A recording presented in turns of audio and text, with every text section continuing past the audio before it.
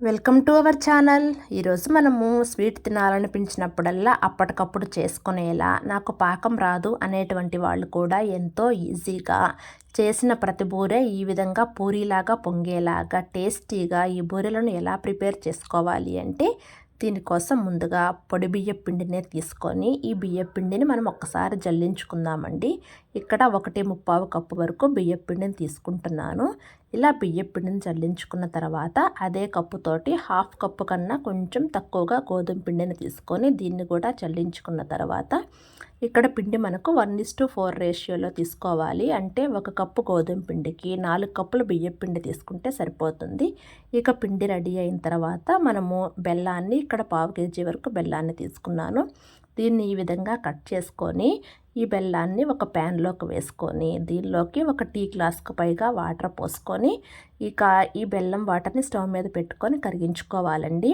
ఇలా తిప్పుకుంటూ ఎక్కడ గడ్డలు అనేది లేకుండా బెల్లం ఈ విధంగా కరిగితే సరిపోతుంది.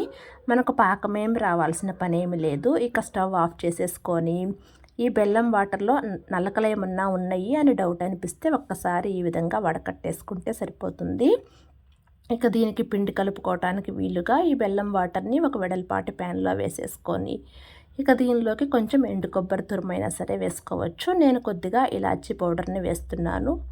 ఇక తర్వాత ఈ బియ్యం పిండి గోధుమ పిండిని కూడా దీనిలోకి వేసేసుకొని ముందుగా బెల్లం వేడిగా ఉంటుంది కాబట్టి ఒకసారి గెంటతో కలుపుకున్న తర్వాత ఆ వేడి కొంచెం చల్లారిన తర్వాత పిండి ఆ బెల్లం వాటరు అంతా తీపి కరెక్ట్గా పట్టేలాగా సాఫ్ట్గా ముద్దలాగా కలిపేసుకోవాలండి. ఇలా కలిపేసుకున్న ఈ పిండిని మనము ఫ్రిడ్జ్లో స్టోర్ చేసుకొని పెట్టేసుకొని ఎప్పుడైనా మీకు బూరెలు తినాలనిపించినప్పుడు దీన్ని బూరెలుగా చేసేసుకోవచ్చు. అదే ఈ బూరెలు పండగలప్పుడు నైవేద్యంగా పెట్టాలి అనుకున్నప్పుడు నేను ముందు రోజు నైట్ ఈ పిండిని ప్రిపేర్ చేసుకొని ఫ్రిడ్జ్లో ఏం పెట్టకుండా తెల్లారి పిండిని ఇంకొకసారి నెయ్యితో కానీ నూనెతో కానీ చేత్తో అద్దుకొని ఇంకొకసారి కలిపేసుకొని ఈ విధంగా బూరెలుగా చేసేసుకుంటాను.